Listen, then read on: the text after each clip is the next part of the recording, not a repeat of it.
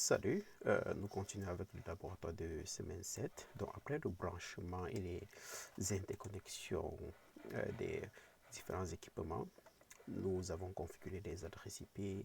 Ici, j'ai disposé les adresses réseau pour que ce soit beaucoup plus facile à comprendre. J'ai configuré les interfaces. Ce qui n'est pas encore fait, c'est l'adressage du tunnel. Le routage n'est pas encore fait et le tunnel lui-même n'est pas encore configuré à cette étape. Donc, si nous vérifions ici, nous allons voir que les interfaces des routeurs sont déjà configurées. Nous pouvons également vérifier à ce niveau avec la commande show IP interface brief. Show IP interface brief. Nous pouvons voir que les différentes interfaces série et giga sont configurées et elles sont up. Donc c'est important de vérifier que les interfaces sont configurées et fonctionnelles. Pareil, si nous vérifions ici, show IP interface brief, nous pouvons voir que les interfaces sont configurées et fonctionnelles. À ce stade également, tous les voisins doivent être en mesure de s'envoyer des requêtes ping. Donc, tous les voisins immédiats, cela doit réussir. Si cela ne fonctionne pas, vous devez dépanner. Les PC également doivent être en mesure d'envoyer une requête ping à leur passerelle par défaut. Donc, à ce stade, c'est tout à fait normal si PCA ne peut pas faire un ping sur PCC. C'est normal, le routage n'est pas fait, c'est tout à fait normal. Donc l'inverse également ne devrait pas fonctionner. Donc à ce stade, c'est complètement normal. Une chose que nous devons faire ici, par la suite, c'est configurer une route par défaut, une route statique par défaut qui pointe vers le fournisseur d'accès Internet. Donc une route par défaut statique, c'est la route avec des zéros, comme ceci, donc, qui pointe vers le fournisseur.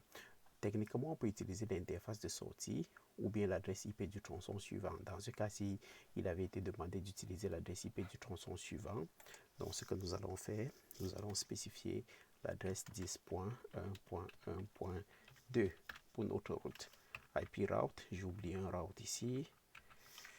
IP route, comme ceci. Nous allons également sur East configurer une route statique par défaut qui pointe vers FAI. Donc, nous faisons la même chose, IP route, comme ceci, en utilisant l'adresse IP du tronçon suivant. Donc, ça va être 10.2.2.2. 10.2.2.2, comme ceci. Donc, voilà les routes qui sont configurées. Donc, nous avons configuré nos différentes routes par défaut. Ici, les PC sont configurés, n'est-ce pas? C'est toujours normal si ici les PC ne peuvent pas encore avoir une connectivité tout à fait fluide. Okay? Nous allons procéder maintenant à la configuration de notre tunnel. Okay? Donc, allons configurer notre tunnel. Donc, vous voyez, c'est à ce stade, c'est tout à fait normal. Okay? Nous n'avons pas encore fait notre routage entièrement. Donc, nous allons configurer les adresses pour notre tunnel. Si vous voyez ici, j'ai rajouté à ce niveau le réseau du tunnel. Donc, on va utiliser le numéro 0 dans ce tunnel 0.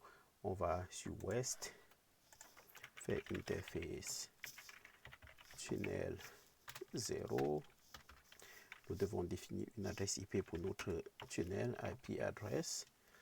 Donc, ça va être du 172.16.12.1 avec un /30. 172.16.12.1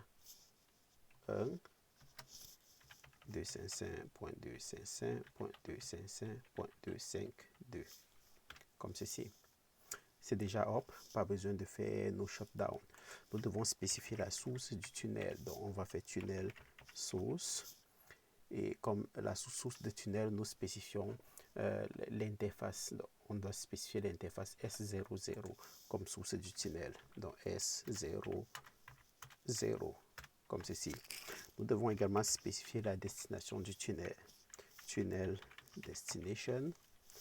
Nous devons spécifier l'adresse IP de la destination qui est en réalité l'adresse IP de l'interface S001 de East. Donc, il va être 10.2.2.1 comme ceci. Donc, ça, c'est fait. Nous allons nous déporter au niveau de East pour faire la configuration de notre tunnel. Donc, on fait interface tunnel 0 IP adresse 172.16.12.2. Donc, point 2 ici. Nous devons mettre le masque de sous-réseau comme ceci. Nous devons spécifier tunnel source. Okay. Donc, on doit spécifier la source de notre tunnel qui est S001, cette interface. Donc, nous devons spécifier également la destination, tunnel destination, qui est l'adresse IP de l'interface S000 de West, qui va être 10.1.1.1, comme cela. Donc, nous pouvons vérifier si notre tunnel fonctionne bien, si nous n'avons rien oublié. Do show IP interface brief. Donc, on peut regarder est-ce que notre tunnel est up. Donc, on peut voir que c'est up et fonctionnel. Nous pouvons également venir vérifier ici do show IP interface brief. Est-ce que notre tunnel est up? C'est up. Donc, si ce n'est pas up, nous devons faire du troubleshooting. Donc, à ce stade, nous pouvons voir que notre tunnel, il est up. Pour que tout soit fonctionnel et pour que lorsqu'on va faire un trace route de PCA vers PCC, pour obliger le trafic à passer vraiment par le tunnel, ça va se jouer au niveau du routage. Au niveau du routage, nous allons annoncer ce réseau local. Au lieu d'annoncer le réseau entre les deux routeurs FAI et West, nous allons plutôt annoncer le réseau du tunnel. Et ça va aider à obliger le trafic qui provient de PCA vers PCB à passer par le tunnel et non passer par FAI. Donc, au niveau du routage, c'est ce que nous allons faire. Donc, on va faire exit. Dans ce cas-ci, nous sommes en train d'utiliser OSPF. Donc, on va faire router OSPF avec le numéro de processus 1. On va faire network. On va annoncer, commençons par ce réseau local 172.16.1.0 avec le masque générique 255 area 0.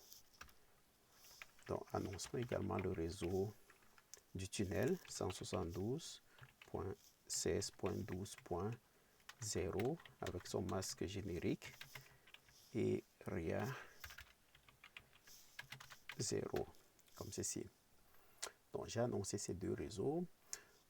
Au niveau de East, je vais faire pas mal la même chose. IP router OSPF 1. Dans network, j'annonce le réseau local 172.16. Non, je suis en train d'annoncer ceci, ce réseau.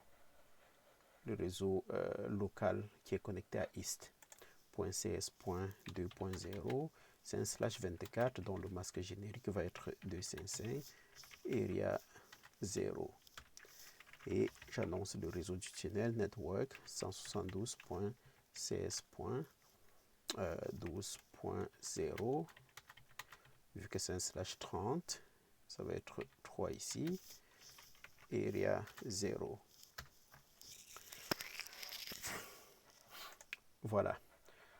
Donc, on peut voir que OSPF, les mises à jour de OSPF sont reçues et vous pouvez voir que ça provient du tunnel.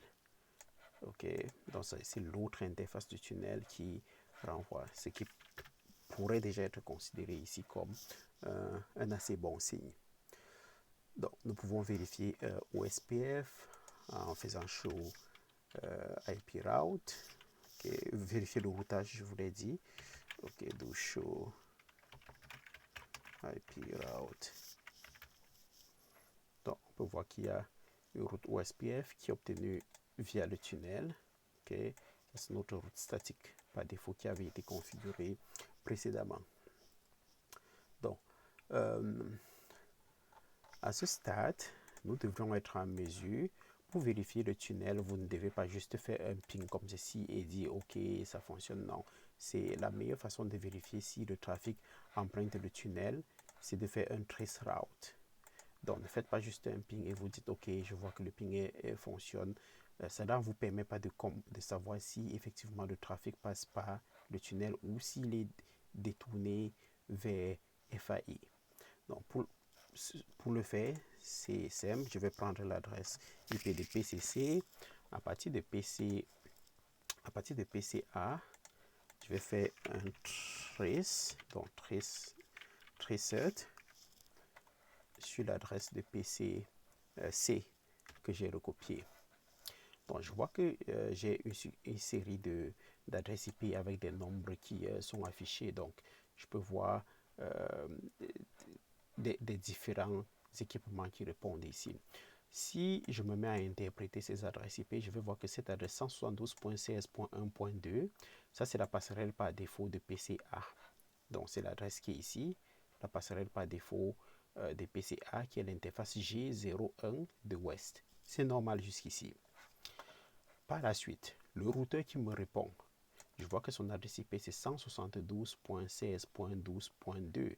Si nous regardons notre table de routage, table d'adressage, nous allons nous rendre compte que 172.16.12.2 c'est l'adresse du tunnel. Celle-ci. Ça veut dire le paquet est quitté par là, c'est passé par la passerelle par défaut. Par la suite, c'est rentré dans le tunnel et c'est reçu sur cette interface du tunnel 0, qui est en fait l'interface de tunnel qui est configurée sur West. Si nous faisons un show IP interface brief ici, show IP interface brief, nous allons voir que c'est cette adresse-ci, 172.16.12.2, qui est l'adresse tunnel sur East. Donc, je répète, le paquet a quitté PCA, c'est passé par la passerelle par défaut ici, de West. Par la suite, c'est rentré dans le tunnel et c'est l'interface tunnel configurée sur East qui a répondu. Celle-ci. Et le troisième équipement qui répond, c'est notre destination qui est PCC. Donc, avec ce résultat, je peux conclure que le trafic qui quitte de PCA et PCC passe effectivement par le tunnel, qui est ce que je souhaitais. Je peux vérifier aussi en retraçant, n'est-ce pas, le trajet des paquets de PCC vers PCA. Donc, je fais ceci. Si je regarde, 172.16.2, c'est l'adresse de la passerelle par défaut de PCC, qui est l'interface de East, l'interface G01 de East. Par la suite, je vois que 172.16.12.1, 172.16.12.1, c'est l'interface de tunnel 0 sur l'équipement West. Si je fais show IP interface brief, on va voir que c'est cette adresse. Ok, donc c'est cette adresse qui a répondu. Donc avec ceci, je peux conclure que mon tunnel gray est bien configuré, il est fonctionnel et que avec l'aide de mon routage, le trafic est effectivement routé par mon tunnel. Donc le tunnel est fonctionnel. Donc merci pour votre attention.